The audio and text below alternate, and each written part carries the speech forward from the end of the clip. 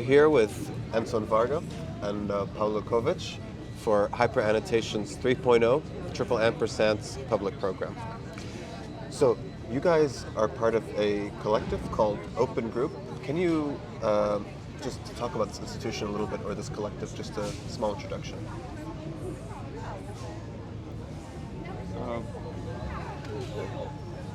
We are from, the collective was founded in 2012 in Ukraine, in western Ukraine city Lviv, where Pavlo and Yura used to study, and a few other members of the collective. Then I came there after finishing my program.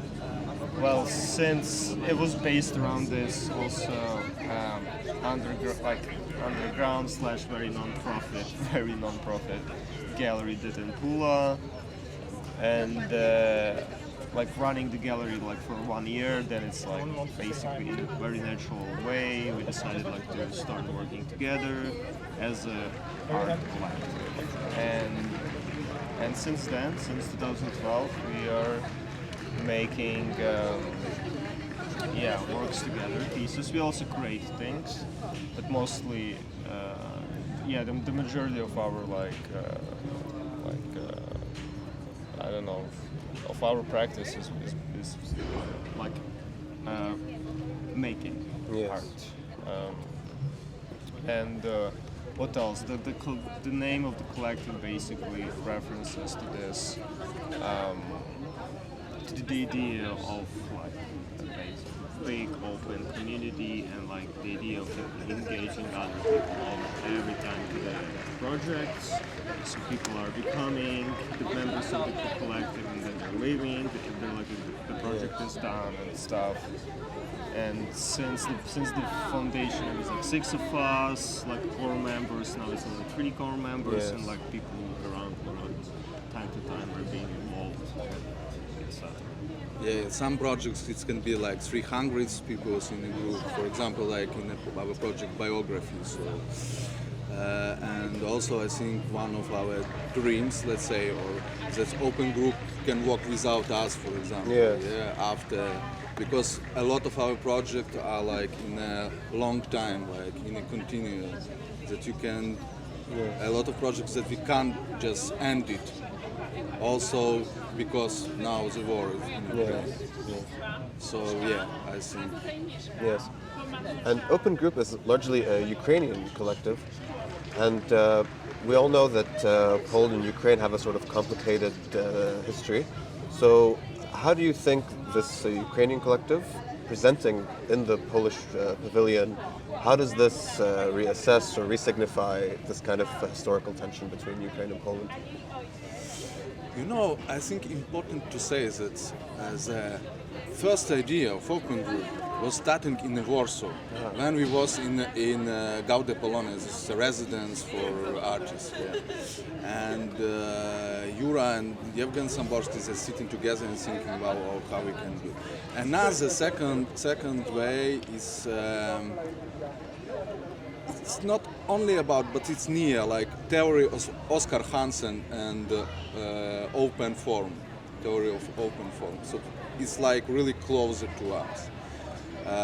And all this stuff around this theory, So, for example, Althammer, Zmijewski and so on, the guy from Kowalski studio, and that was a big team of artists who represent Poland. And so we have really a lot of connections. Also connection with Gallery Labyrinth in Lublin, which work with Monika Szewczuk, and gallery in Białystok, BWA Arsenal. So we have really a lot of connection with Poland. More connection. For example, we don't have any connection with Russia. We start in 2012, and we have nothing. Yes. Okay. And so the title of the pavilion, or perhaps the theme, is Repeat After Me. How do you think this responds to the larger theme this year at Venice, which is foreigners everywhere? If at all. Well, maybe not the title, but definitely like the content, especially the second film. The second film, if you have you ever been to the Pavilion already? Or no? Oh, I have not. No. So it's like the second film is basically filming Ukrainian refugees outside the country. So the first film, which we made in 2022, was filming refugees who just left front lines or like the territories where the war just came. Yes. But the film itself is still filmed in Ukraine. And the second one, the one we made now in 2024, was filmed outside of Ukraine, 2 years after the war, 2 years after this, like people like left their hometowns, their places where they used to live, and looking for this new other refugee life somewhere else, like immigrant life, right? And yeah, it's basically 16 people in different countries, actually 5 countries, in different places, talking from this perspective of like being a foreigner, being a refugee, being not from there, and still having this, still having traumatic experience from the war. So it's really quite a direct link, I would say. Yes. Yeah, from another hand, open group, Anton live in New York, between let's say New York and Poznan. Yeah. Yura live in Wrocław and Berlin. Yeah. I live in Ukraine, so yeah, so in Lviv. I see. And how did the idea for these pieces come about?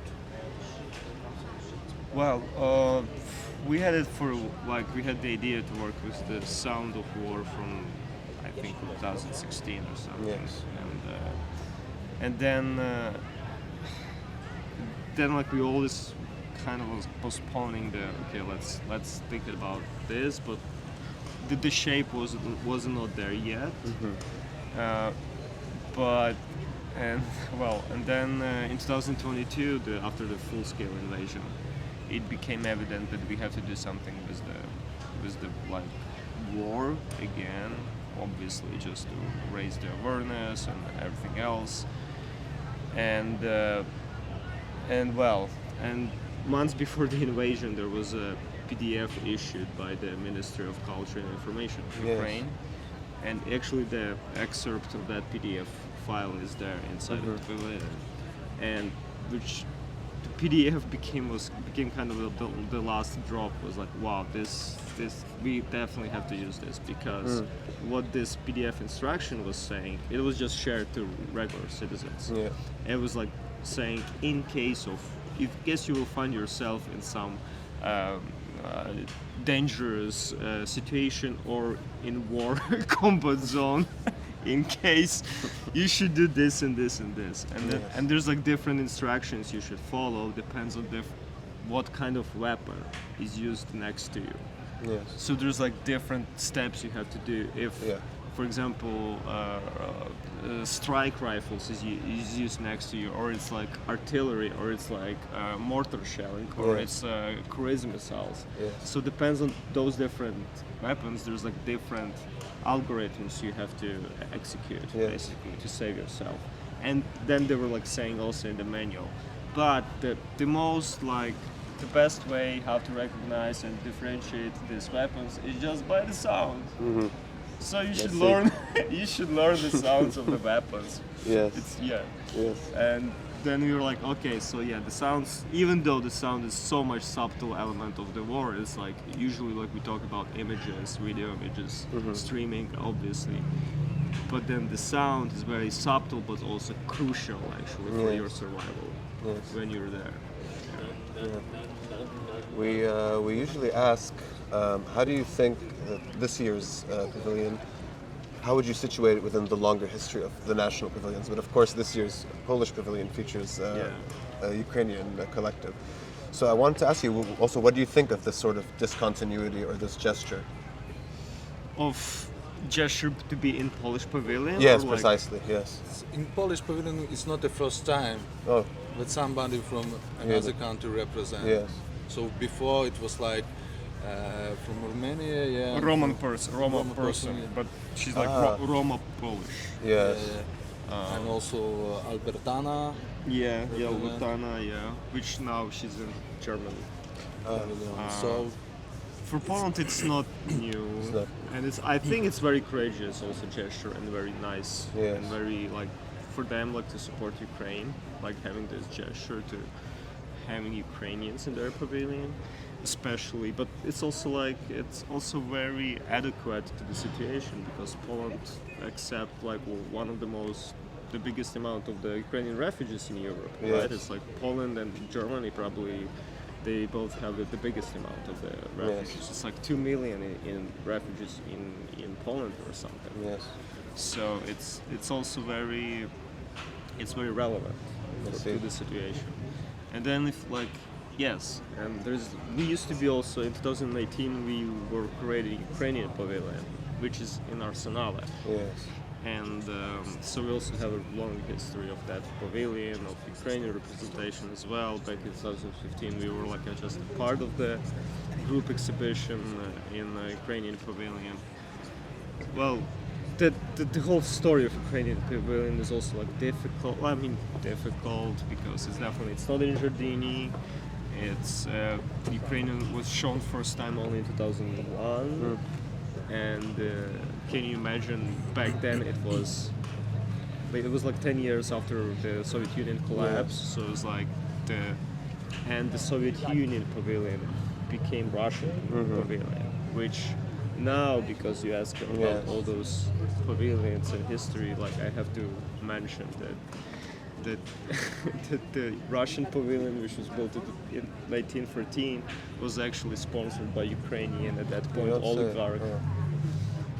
But because Ukraine at that point was in Russian Empire. it's just he built Russian pavilion, which then became Soviet Union pavilion, and then just stayed Russian, and Ukraine stayed without the pavilion at all.